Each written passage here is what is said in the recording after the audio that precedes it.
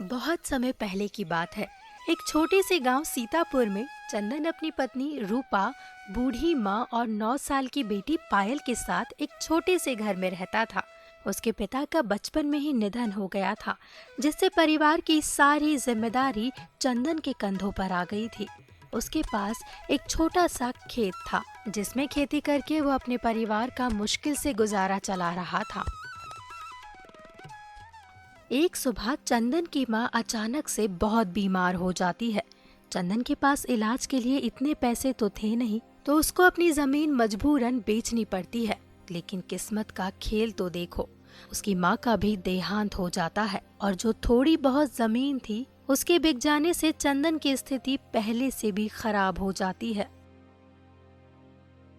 उसका जीवन बुरी तरह कठिनाइयों से भर जाता है, इसलिए वो दोनों मेहनत मजदूरी करके किसी तरह अपना जीवन निर्वाह कर रहे थे। चंदन जमींदार के खेतों में दिन भर मेहनत करता, वहीं रूपा गांव के सेठ के घर में साफ सफाई का काम करती थी।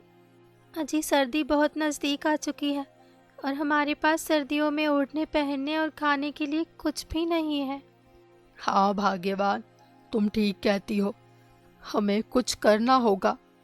आखिरकार सर्दियां आ चुकी थी।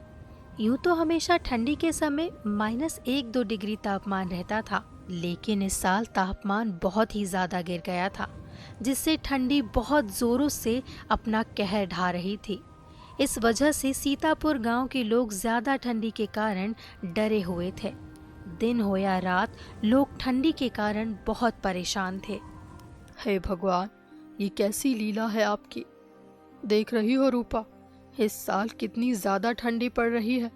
अरे इतनी कड़ी ठंडी में काम करना भी बहुत मुश्किल हो गया है। घर से बाहर निकलते ही पैर ठंडी के मारे मानो सुन पड़ने लगते हैं। इतनी ज्यादा ठंडी में तो घर से बाहर निकलने का मन भी नहीं कर रहा। ना जाने इस साल की ठंडी कैसे कटेगी। ठीक है रूपा, अब मैं काम पर चलता हूँ, नहीं तो जमींदार गुस्सा करेगा। ठीक है जी, सर्दी में ध्यान रखिएगा अपना। बेटी, तेरे पापा भी काम पर चले गए हैं और अब मैं भी चलती हूँ। तुम अपना अच्छे से ध्यान रखना, बाहर मत निकलना, बहुत ठंड है और मैंने खाना बना कर रख दिया है, तुम टाइम पर खा लेना। हाँ ठीक है मम्मी, मैं खा लूँगी, तुम टाइम पर घर आ जाना। इतना कहकर रूपा वहां से काम के लिए निकल पड़ी। बाहर बहुत ज्यादा सर्दी थी। थोड़ी ही देर में रूपा सेठ के घर पहुंच जाती है।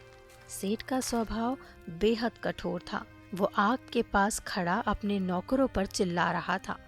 तभी उसकी नजर रूपा पर पड़ी और वो उस पर चिल्लाते हुए बोलता है, अरे रूपा, तुम काम पर इतनी देर से क्यों आ रही हो?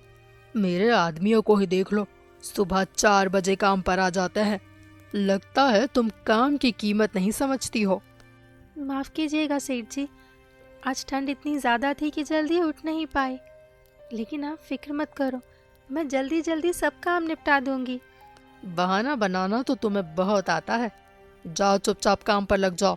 अगर आज काम में कोई भी गड़बड़ी हुई तो मैं तुम्हारा हिसाब कर दूंगा। तुम्हारी जगह काम करने वाले बहुत बैठे हैं। सेठ की ये बात सुनकर रूपा को बहुत दुख होता है, लेकिन वो कर भी क्या सकती थी, ये उसकी मजबूरी थी। वो चुपचाप काम करने जा रही थी कि तभी सेठानी उसके पास आती है और कहती है, अरे आप क्यों डांट रहे हो इस बेचारी को? दिखता नहीं बाहर कितनी ठंड है। अरे फिर भी एक काम पर आई है, ये भी तो इंसान है, इस पर आपको जरा सी दया नहीं आई? अरे भाग्यवान, इन लोगों को ज्यादा सर पर चढ़ाना ठीक नहीं है, नहीं तो ये कोई भी काम ठीक से नहीं करेंगे। रूपा ने कुछ नहीं बोला और अपनी बच्ची के बारे में सोचते हुए चुपचाप काम पर लग गई। उधर चंदन ठंड से कांपते हुए जमींदार के खेत पर मजदूरी कर रहा था। जमींदार अपने खेतों का काम कराने के लिए चंदन और कुछ और मजदूरों को सख्त निगरानी में रखता था।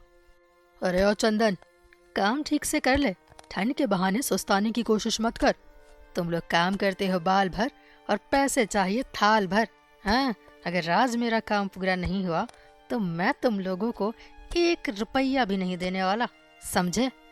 नहीं जमींदार जी, मैं पूरी मेहनत कर रहा हूँ। ठंड बस थोड़ी ज़्यादा है, इसलिए हाथ पैर जम से रहे हैं, लेकिन आप फिक्र मत करो, मैं आपका पूरा काम करके ही जाऊँगा। सुबह से काम करते करते चंदन के हाथ पैर ठंड से अकड़ चुके थे और थकान उसके चेहरे पर साफ नजर आ रही थी, लेकिन उसे अपनी पत्नी और बच्ची की बहुत फिक्र थी, इसलिए वो इतनी ठंड में भी जी तोड़ मेहनत कर रहा था। हे ऊपर वाले, ये कैसी परीक्षा ले रहे हो? इतनी सर्दी में भी काम करना पड़ रहा है, और अगर मैंने काम छोड़ा तो जमींदार मुझे काम से निकाल देगा, और घर कैसे चलेगा? शाम होने को थी। चंदन ठंड में किसी तरह काम निपटाकर घर लौटने की सोच रहा था, लेकिन तभी ने उसे फिर से काम पर लगा दिया। ओए चंदन, सुन, आज ये काम पूरा करके ही जाना। अगर थोड़ा सा भी काम छूटा तो समझ तेरी नौकरी तक गई। जी जमींदार जी, जैसा आप कहे। चंदन चुपचाप फिर से काम पर लग जाता है। वो बेचारा कर भी क्या सकता था, मजबूरी उससे ये सब करवा रही थी। और उधर सीतापुर गांव में ठंड से सभी का बुरा हाल था। गांव का चौपाल, जहां अक्सर लोग बैठकर बातें किया करते थे, अब वो सूना पड़ा था और बेचारे गरीब लोग अपने अपने घरों में दुबक चुके थे। अब तो आग ही उनका एकमात्र सहारा थी। गांव का बुजुर्ग, जो अक्सर गांव वालों को इकट्ठा कर कोई ना कोई उपाय बताता था, इस बार भी चौपाल पर पहुंचा। उसने 4-5 लोगों को इकट्ठा करके कहा, सुनो, इस बार ठंड बहुत भयानक है। अगर हम सब मिलकर कोई उपाय नहीं करेंगे तो कई लोग इसकी चपेट में आ जाएंगे। हमें जंगल से और लकड़ियां लानी होगी और हर घर में आग जलाने की व्यवस्था करनी होगी। लेकिन दादा, इतनी ठंड में जंगल तक जाने की हिम्मत करेगा कौन? अरे, ठंड इतनी ज़्यादा है कि हाथ पैर सुन पड़ रहे हैं, और जंगल में सूखी लकड़ियां ढूंढने में भी बहुत समय लग जाता है। अरे बेटा, डरने से कुछ नहीं होगा। हमें एक दूसरे की मदद करनी होगी। अगर हमने ठंड के आगे हार मान ली तो गांव के कई घरों के चूल्हे हमेशा के लिए ठंडे हो जाएंगे। फिर वे सब निर्णय लेते हैं कि सब लोग मिलकर जंगल से लकड़ियां लाकर सभी के घरों के आगे अलाव जलाएंगे, जिससे कि सर्दी से बचा जा सके। दिन ढल चुका था। चंदन अपना काम खत्म करके जमींदार के पास आता है और कहता है, लीजिए मालिक, मैंने सारा काम निपटा दिया है। मुझे कुछ पैसे चाहिए थे। वो मुझे मेरी बेटी के लिए सर्दी के कपड़े लेने थे। अरे, अभी तो पूरा महीना भी नहीं हुआ और तुझको पैसे चाहिए? अरे, कुछ दिन इंतजार करो, फिर मिलेंगे पैसे। जमींदार की ये बात सुनकर बेचारा चंदन दुखी मन से घर की ओर चल पड़ता है और चंदन को घर पहुंचते पहुंचते रात हो जाती है। अजी, आ गए आप? इतनी देरी क्यों कर दी आने में? अरे भाग्यवान, वो जमींदार जी ने रोक लिया था और मैंने पैसे मांगे, वो भी नहीं दिए। अच्छा, कोई बात नहीं। आप सर्दी में कैसे ठिठुर रहे हो? फिर रूपा चंदन को पायल की तबीयत के बारे में बताती है।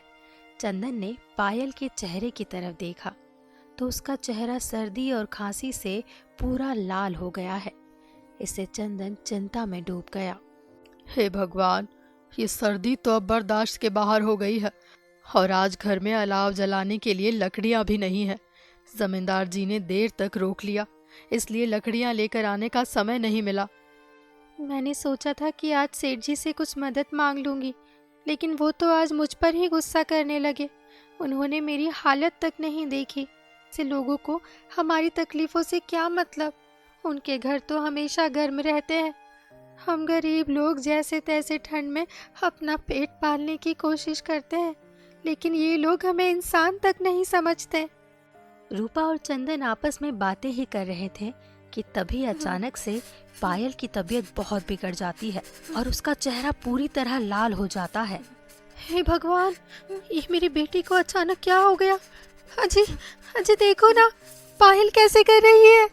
भाग्यवान, इसको बहुत तेज बुखार हो गया है। तुम बेटी का ख्याल रखना, मैं अभी वैद्य जी को लेकर आता हूँ। अजी, मुझे बहुत डर लग रहा है। आप वैद्य जी को लेकर जल्दी आओ, उनके घर से थोड़ी लकड़ी भी ले आना। आधी रात का समय हो चुका था। बाहर सर्दी इतना कहर ढा रही थी कि पूछो ही मत। चंदन बहुत डरा हुआ था और इस भयानक ठंडी रात में वो वैद्य जी को लेने निकल पड़ता है।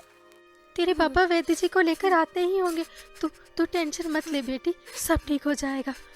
उधर चंदन घर से थोड़ी ही दूर निकला ही था कि रास्ते में बहुत जोरों से बारिश शुरू हो जाती है। चंदन चारों ओर चिंताओं से घिरा उस भयानक बारिश वाली रात में बिना रुके चलता ही जा रहा था। उधर रूपा का दिल पायल की ऐसी हालत देखकर बहुत ज्यादा घबरा रहा था। पायल की आंखें धीरे धीरे बंद हो रही थी और उसका शरीर ठंडा पड़ने लगा। अरे अरे मेरी बच्ची, उठ मेरी बच्ची।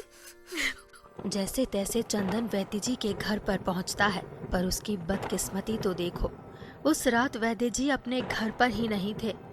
उधर रूपा इतनी जोर से चिल्लाती है कि उसकी चीख उस भयानक काली रात की बरसात को चीरती हुई सीधी चंदन के कानों पर पड़ती है। ये चीख इतनी दर्द भरी थी कि हर सुनने वाले की रूह कांप जाती। इसे सुनकर चंदन बहुत घबरा जाता है और वो अपने घर की तरफ दौड़ता है। हे भगवान, रूपा इतनी जोर जोर से क्यों चीख रही है? भगवान करे कोई अनहोनी ना हुई हो।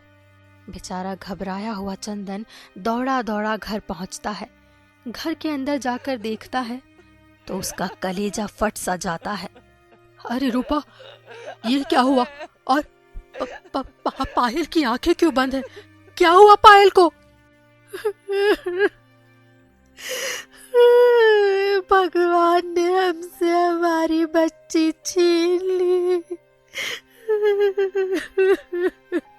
बेचारी नन्ही सी जान पायल इस बेरहम सर्दी के थपेड़ों को नहीं सह पाई। उस बेचारी की क्या गलती थी जो इस भयानक ठंड ने उसे अपने परिवार से अलग कर दिया। वे दोनों पति पत्नी उस बेरहम ठंड से हार चुके थे। उन दोनों की वो दर्द भरी चीख उस तेज बरसात को चीरती हुई पूरे सीतापुर गांव में गूंज रही थी। उस रात की ठंड बहुत भयानक थी जो अच्छे खासे की जान ले ले। वे दोनों पति पत्नी अपनी बेटी के पास बैठे बैठे उसको खोने का शोक मना रहे थे। वे अपनी किस्मत को कोस रहे थे कि क्यों भगवान ने उन्हें इतना गरीब बनाया जो अपनी बच्ची को ही ठंड से नहीं बचा सके। अगली सुबह गांव वाले चंदन के घर आते हैं। चंदन और रूपा को अपनी बेटी के साथ घर के अंदर एक दूसरे का हाथ पकड़े ठंड से जम चुके पाया। उनके चेहरों पर एक अजीब सी शांति थी, मानो उन्होंने अपनी बेटी के पास पहुंचकर सुकून पा लिया हो। सीतापुर गांव के लिए ये एक और त्रासदी थी। ठंड ने एक और परिवार को खत्म कर दिया।